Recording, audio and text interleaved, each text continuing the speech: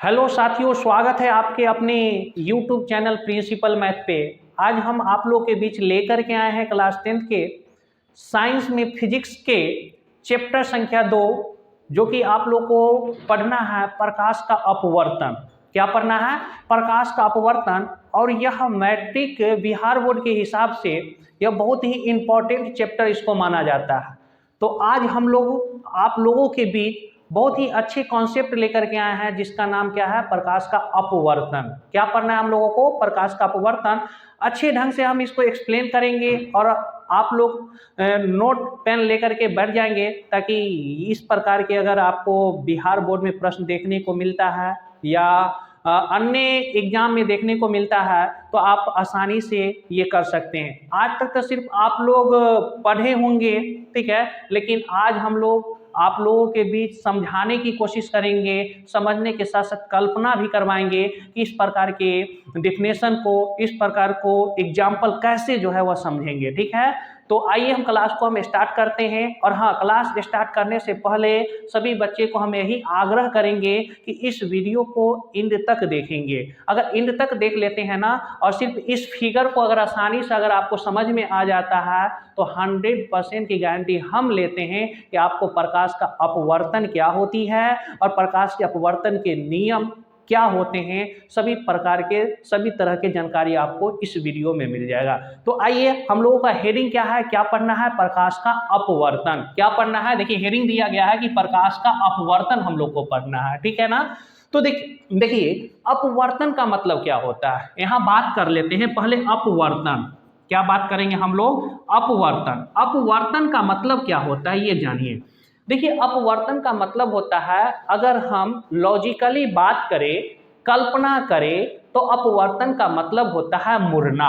अपवर्तन का मतलब क्या होता है? मुड़ना होता है। क्या समझेंगे आप लोग कि अपवर्तन का मतलब होता है मुड़ना?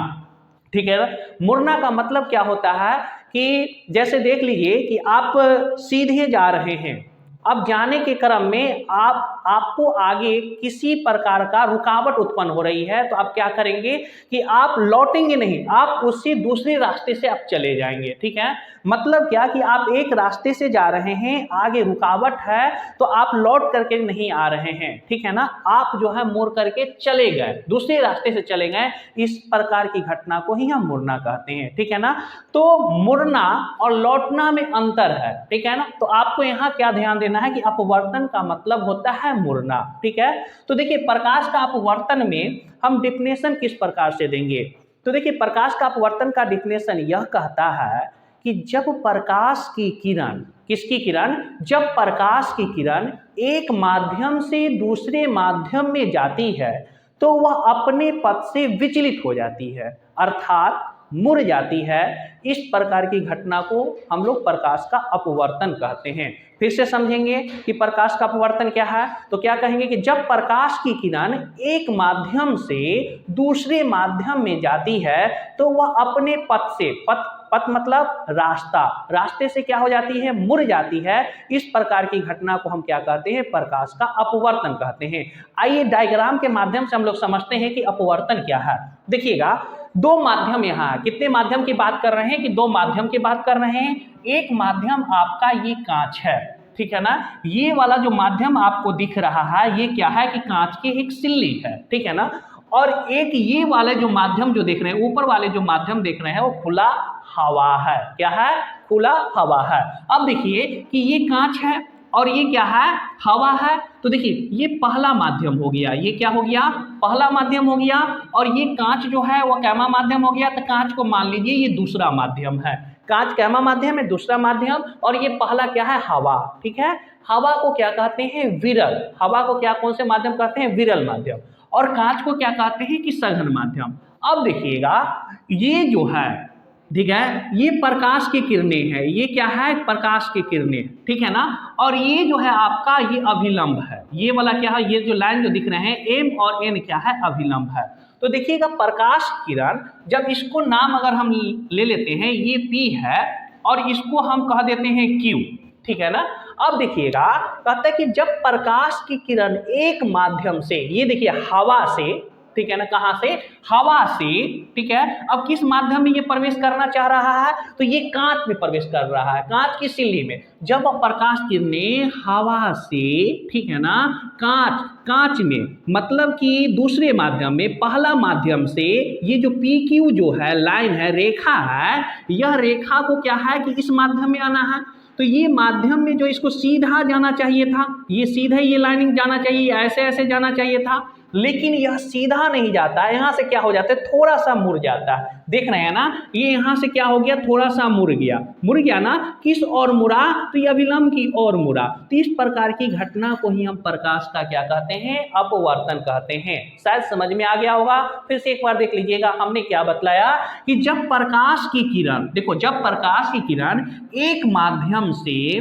दूसरे माध्यम में जाती है, तो देखो एक माध्यम है और ये दूसरे माध्यम में गया, तो अपने पथ से क्या हो गया, विचलित हो गया। विचलित का मतलब हो जाता है कि ये मुड़ गया, अपने पथ से क्या हो गया, विचलित हो गया। देखो मुड़ गया ना, तो इस प्रकार की घटना को हम क्या कहते हैं, प्रकाश का अपवर्तन कहते हैं। इसको तो जाना चाहिए था, ऐसे जाना चाहिए था, आगे जाना चाहिए था, लेकिन ये आगे नहीं गया, यहाँ से मुड़ गया। तो इस प्रकार की घटना को हम प्रकाश का अपवर्तन कहते हैं। क्लियर है, समझ में आ गया होगा।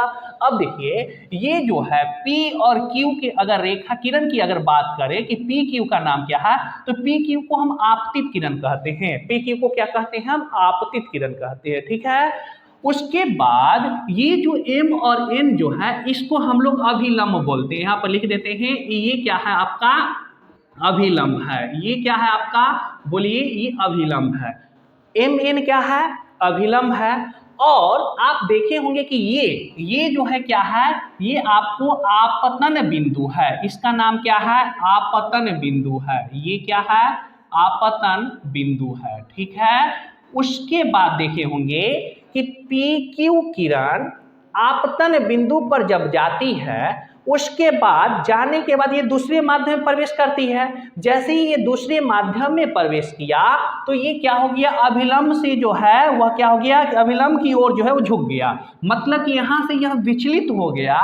तो ये जो किरण है, ये जो किरण आया, इसका नाम जो हो जाता है वह क्या नाम हो जाता है, इसका नाम हो जाता है अपवर्तित किरण। इसको क्या कहते हैं, अपवर्तित किरण, ठीक है ना।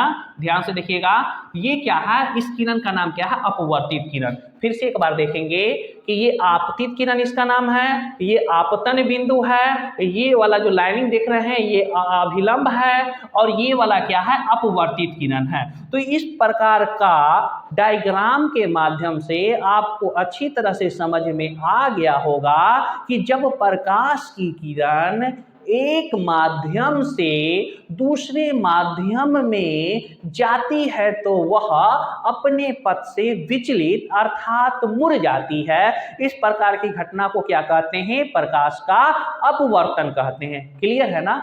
अब देखिए, अब हम लोग को कभी कभी यह पूछ लेता है कि प्रकाश की किरण जब विरल से जब सघन में जाएगा तो क्या हो जाएगा। तो देखिए, जब प्रकाश की विरल, देख रहे हैं ना यहाँ हवा, ठीक है ना, जब हवा से जब सघन माध्यम में जाएगा, मतलब क्या, हवा से जब कांच में जाएगा, तो आपको यहाँ दिख रहा है कि जब हवा से जब कांच में जाएगा तो ये क्या होता है कि अभिलंब की ओर क्या हो जाता है, झुक जाता है। देखिए, ये अभिलंब की ओर झुका ना, तो ये क्या है, हम कह सकते हैं कि जब प्रकाश की किरण विरल माध्यम, मतलब हवा से सघन माध्यम यानी कांच में प्रवेश करती है, तो वह अभिलंब की ओर मुड़ जाती है, ठीक है। जस्ट इसका ऑपोजिट उल्टा होगा कि अब इस माध्यम से, मतलब कि सघन से जब वह विरल में जाएगा तो क्या हो जाएगा, अभिलंब से दूर में चले जाएगा, मतलब कि अभिलंब से दूर भागेगी, अभिलंब से क्या हो जाएगी,